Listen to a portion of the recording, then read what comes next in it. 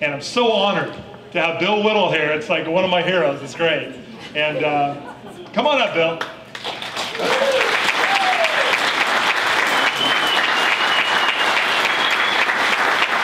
Hi, everybody.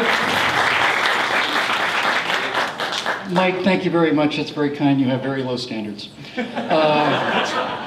It's a really great pleasure to be here this evening. I want to say hi, of course, to all of my fellow terrorists out there, fellow hostage takers, all of you right-wing extremists in the low-sloping forehead part of the country between Santa Monica and Manhattan. Before we get into what we want to talk about tonight, I just think it's remarkable. It's a happy circumstance. 87 Tea Party conservatives were elected in 2010. That is precisely, to the decimal point, 20% of the House of Representatives. So 20% of one of the two houses of one of the three branches of government is holding the rest of the country hostage, and everybody bows to our will. That's what they want you to believe. And my reply to that is, if you think that's what will happen with 20%, you wait till what happens when we get 50% next year, and we'll have 80% the time after that. Then we'll be back to the kind of place we all thought we lived in the first place. I've got a little prepared sort of a story to tell you tonight, but before we do, I just want to talk very briefly off topic. And just to tell all of you out there that I know a lot of people are really worried right now. A lot of people see the debt downgrade and they see what's going on in the country. They see riots in England. They know that this entitlement thing is not going to end well. We know that all of this stuff is very traumatic and very scary. And I want to tell you, don't be afraid of this. This is a tectonic change in the culture of the world. This is the world waking up to realize that the socialist welfare state does not work. It doesn't work. And it doesn't work for the reasons that Margaret Thatcher pointed out 25 years ago. Margaret Thatcher said about socialism, the problem with socialism is you always run out of somebody else's money. And we've run out of somebody else's money. We've run out of their money and their kids' money and their grandkids' money. We're out of money. Spending in Washington right now is an addiction. And if you ask a cocaine addict, how much cocaine will he do? Well, he'll do all of it. There's not a coke addict in the world who says, you know what, I've done enough cocaine for the afternoon. I believe I'm going to put this away and go back to my job. We're out of money. So it's going to end. So don't be afraid. Don't let it bother you. It's going to be traumatic. It's going to be turmoil. But that's what happens when big things are in motion. So, talking about big things in motion, I have a little story I want to tell you tonight. And I'm going to do that a lot. I go through water like a camel on these things. I want to tell you a story about history, about deep history. And I really have two things that I want to do with you tonight. The first part's going to be fairly short and be pretty much easy, because the first thing I have to do tonight is scare the living daylights out of you. And that's probably not going to take too much work. If you just look out there and read the news, you know that's not going to be a terribly big hill for me to climb. But then later on after that, I want to give you some hope. So let me start by scaring you guys all half to death. If you look at history, and I don't mean American history, I mean the history of the world, the history of humanity, you see a series of cycles in civilization. The rise and fall of civilization is consistent, it's repeatable, and it's the same pattern every single time. It's like a heartbeat that goes all the way back through history.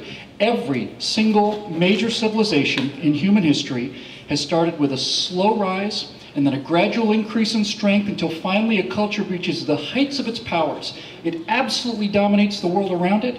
There's no competition, and then almost overnight, it just utterly collapses into the dark ages, and you're back down to this baseline. You have hundreds and hundreds of years of darkness and ignorance and superstition, until slowly another group of people start banding together and they start to recognize their strength, and a new civilization starts to rise. It's like a heartbeat, a really slow rise and then an almost instantaneous decline. The first great civilization in human history, Babylon, rose and fell that way. Egypt rose and fell that way. Ancient Greece, Rome, Spain, France, Great Britain before us. And we see many of these same signs in America today. And that should scare the living daylights out of us. It scares the living daylights out of me. But one thing that is interesting about this, and one thing that gives us hope as Americans, is this. Every civilization collapses, and every civilization collapses the same way. It always collapses from the top down. Always, without exception. It's the elites, it's the rulers, it's the aristocracy, it's the nobility, it's the priesthood. They give up hope and they lose faith centuries before the common people do. Centuries. Every civilization falls the same way. There are always common people, common soldiers and farmers and working men and merchants who are on the walls of that city ready to defend it with their lives to the death. Ready to defend it to the death, and no one can breach those walls. And every single time, some rotten son of a gun in a silk robe walks out of the palace at midnight, opens the doors, and lets the barbarians in, and it falls from within. Every civilization in history falls the same way, and the last battle that every civilization fights is a battle against itself. No one could beat Rome but Rome. No one. Rome at the height of its powers was absolutely unbeatable. The only people who could bring down Rome was Rome. And when Rome was sacked by the barbarians, I can tell you that there were the vast majority of Rome, the Roman soldiers and the citizenry, were ready to fight to the end. Who brought down Rome? The Roman Senate and the emperors. Nero fiddled while Rome burned. Caligula brought his horse into the Senate and made him a senator. They become decadent, and it decays from the top. The Russians have an expression for this. Russians say that a fish rots from the head down. Civilization's the same way. And certainly, if we look around today, we see the same exact signs.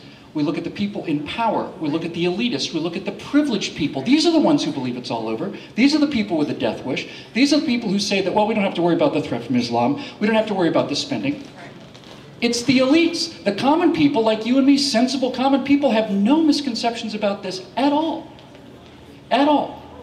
So, we are in a unique place and a very, very dangerous place. Now, I've talked about the rise and fall of civilizations throughout history, but let's talk about our cycle. Let's talk about where we are in this cycle of civilization. Because the rise and fall of America will be dependent on the actions that we take. So let's talk a little bit about how we got into this kind of trouble. Right after World War I, not World War II, World War I, the Marxists of the world looked around at the wreckage of the First World War, and they were absolutely dismayed. They were utterly dismayed. Because Marxism, you see, was to Marxists not a theory, it wasn't an idea, it was science. They described it as science. It was social science. It was absolutely predictable and absolutely repeatable. And Marxism said, without fail, that communism would come to the world like this. There'd be an industrial revolution. The vast numbers of the poor, downtrodden, beaten down working people, the proletariat, would eventually rise up against the bourgeoisie that owned the factories. They'd throw them into the river, and then they'd take over the means of production and bring paradise on earth for everybody. Right? And that's what it is for them. It's paradise on earth. Many of these people do not have any religious beliefs at all. They actually believe that Eden can be created here on earth. And if you look at all of these great socialist revolutions, from the French Revolution through the Chinese communists, the Russian communists, always the same thing. Even the Nazis, the National Socialists, the Nazis, had this same idea. We're going to make new people. There'll be new people, the new man. And the new man will behave differently than the old man. And then everything will be great. And that always leads to concentration camps and guillotines and gulags. So, right after World War I, the Marxists in the world got together and they said that something's wrong. Something's wrong. So they started something called a think tank. We call it a think tank today, but a bunch of Marxist philosophers got together and they started something called the Institute for Marxism. It's a little on the nose as far as I'm concerned, but that's what they decided to call it. And they put it at Frankfurt University in Germany. Now today we look back on this group of Marxist thinkers as the Frankfurt School. That's how we know them today. But the thinkers in the Frankfurt School looked around in 1920, 21, right after World War I ended, and they said, what happened? Because this giant workers' revolution didn't happen. And the one place where it did happen was the one place where it wasn't supposed to happen. It was supposed to happen in industrialized countries like Germany and France and Britain and America, but it didn't happen there. The only place it happened was in Russia, which was an agricultural country. It's 300-400 years behind the rest of Europe. What happened? What's wrong? And these Marxists in the Frankfurt School looked around and they said, I know what the problem is. Those rotten sons of bitches capitalists, those evil capitalist rotten villains have created so much wealth and prosperity that the working man no longer has to launch a revolution. Some of these people have electricity, for God's sakes. In America, working people have cars. Why are they going to launch a revolution when capitalism has produced that much wealth for that many people? Now, if I'd been one of those guys, I would have said, well, happy ending. Things turned out better than we thought. And I would have gone home. But paradise on earth is not my particular religion. I'm happy if people are doing well. Marxists said no. Marxism has to come to the world. And if it's not going to come through an economic revolution using the workers as the vanguard of this revolution, we have to think of another way to bring Marxism to the world. And then these people at the Frankfurt School came upon a really brilliant idea. They said, we're not going to make it about the economy. We're going to make it about the culture. And the vanguard of this Marxist revolution is not going to be the working man. It's going to be the dispossessed. That's what we're going to do. Now, there's an interesting little sidebar to the Frankfurt School. Because as you can imagine, a bunch of communists in Germany in the 1920s, as Hitler came to power in the 20s, late 20s, 30s, and into the early 40s, they were very fond of the communists. So the Marxists at the Frankfurt School, somewhere in the late 20s, said, we got to get out of here. We have to run for our lives. You know where they went? You know where they came? These Marxists in the Institute of Marxism in the Frankfurt School? They came to the United States of America, and they set up shop in Columbia University, a couple hundred yards from where they give the Pulitzer Prize for Journalism. And the Frankfurt School, as an institute, lived in the United States between about 1935 or so, or maybe a little earlier, 29, to about 58, 59, 60, something like that. Then they went back to Germany once it was safe. So just so we know what kind of people we're dealing with here, here are people who are fleeing for their lives with their entire families. They come to a country that gives them asylum, puts no restrictions on their political activity, doesn't say a word about what they can say or not say. And the first thing they do when they get here is look around and say, how can we destroy this? How can we bring this down? That's what we're dealing with here. We need to understand what kind of people we're dealing with here. Okay? Now, the Frankfurt School had two brilliant inventions, and you really need to understand these things. You'll recognize them when I tell you about them, but you need to understand them because this is very, very important. They had a sword and they had a shield. The sword that the Frankfurt School came up with was something called critical theory. Anybody have kids in school or college or grandkids in college? Well, I'm here to tell you that every single university in America teaches critical theory. Every single one of them. What is critical theory? Well, critical theory was the idea that we would teach students that America, whose national motto is e pluribus unum, out of many one, people from all over the world coming to America to become new people, giving up everything that they had to come here to become new people together, a unified group of new people out of many one, Americans. Not African Americans, not Hispanic Americans, not Italian Americans, not Anglo Americans, Americans. They said, well, this won't work. What we have to do is we have to divide the country up into tribes, into ethnic groups, into protected little identities that we can use to play one off the other, you see? Play them one off the other. So critical theory says this. Critical theory teaches black people, for example, that the entire country was built on the back of American slaves.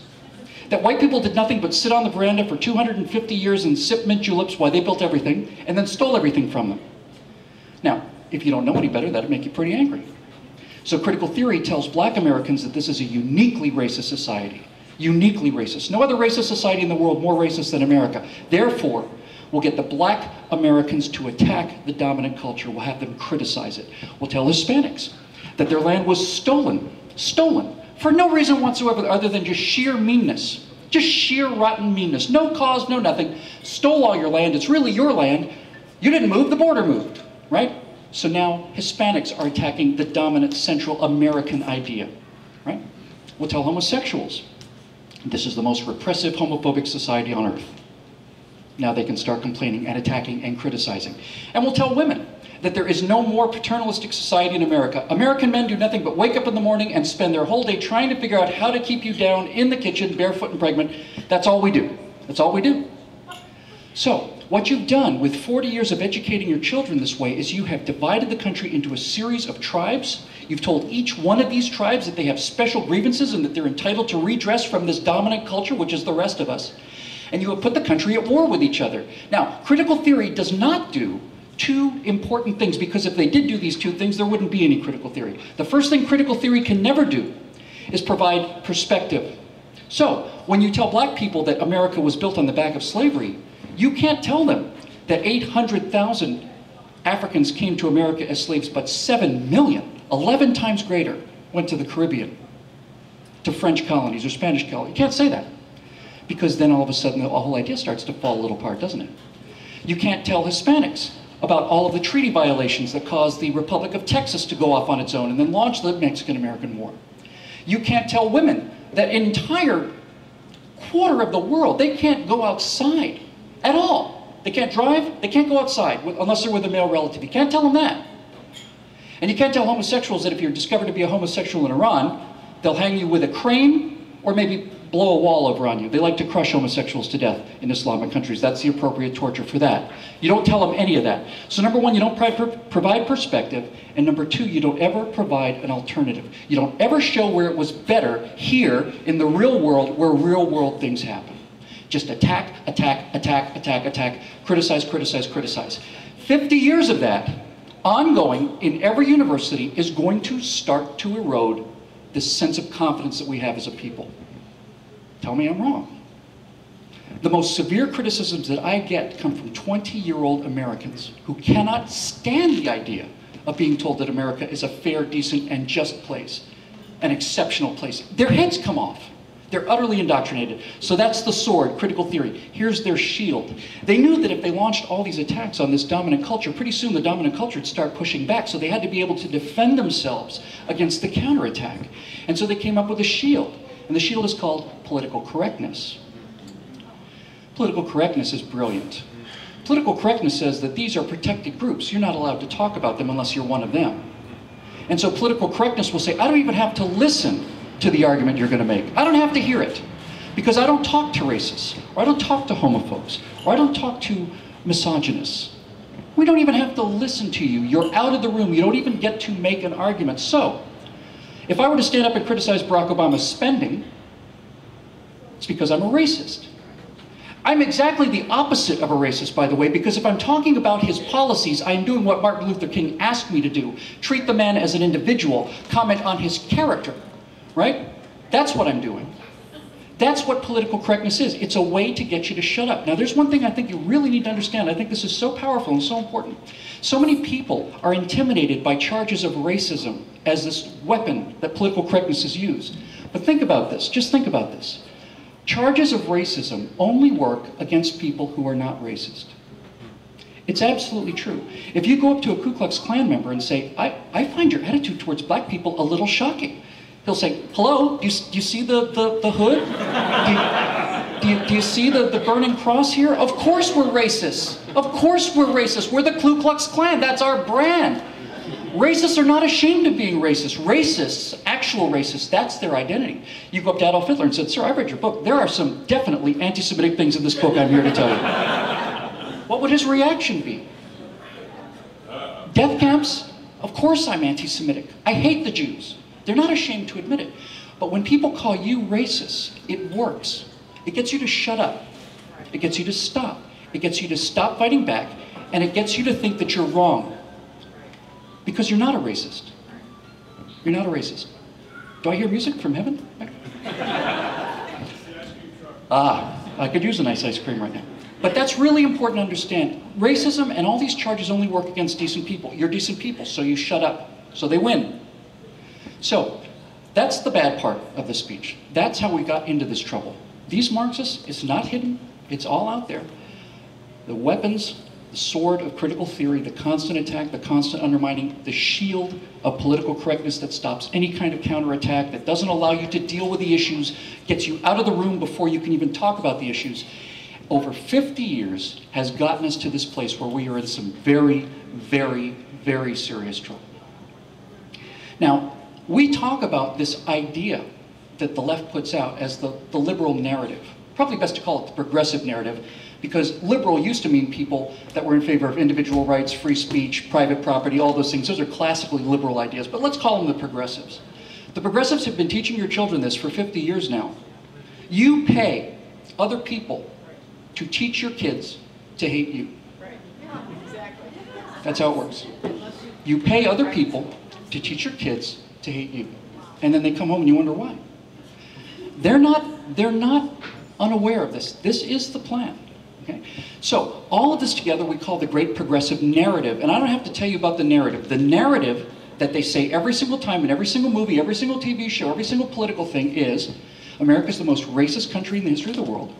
We're the most violent people in the history of the world. We're founded by people who are nothing but slave owners, who wanted nothing but to take more money from the backs of the hardworking immigrants and the slaves. And all we do is go through the world and bomb brown people because we're mean and nasty individuals. That's the narrative. And if you want to know how the narrative works and how subtle it is, let me just give you one example of thousands, but I'll give you a good one. In 1964, there was a movie made called The Manchurian Candidate. And it starred Frank Sinatra as an officer who was investigating an American prisoner of war who'd been captured during the Korean War and was brainwashed by the Chinese to assassinate the president. That's why it's called The Manchurian Candidate, because he's brainwashed by the Manchurians, by the Chinese, right? That was 1964. In 2006, they remade the movie with Denzel Washington, same exact plot, investigating an American serviceman who had been brainwashed to assassinate the president. But this time, he wasn't brainwashed by the Red Chinese. He was brainwashed by the Manchurian Corporation. The Manchurian Corporation. So who's the bad guys? You are. You're the bad guys. Businessmen are the bad guys. Americans are the bad guys. Wealth creators are the bad guys. They do it every single time. So, what the left has understood for 50 years now, and the right simply cannot seem to get, we can't get this through our heads. But what they've understood from the beginning is that you get people to learn things by telling them stories. You don't learn from graphs, you don't learn from history books, you don't learn from presentations or PowerPoint or on the internet. People learn through stories. That's how they learn the absolute deep moral truths. Look at the Bible. The Bible is a collection of stories. It's a collection of morality plays. The Good Samaritan is a story about not getting what you expect, among many other things. The Prodigal Son is about forgiveness for people who deserve to be punished. All of these things that we learn through these stories. And the left has been telling the same story again and again and again for 50 years.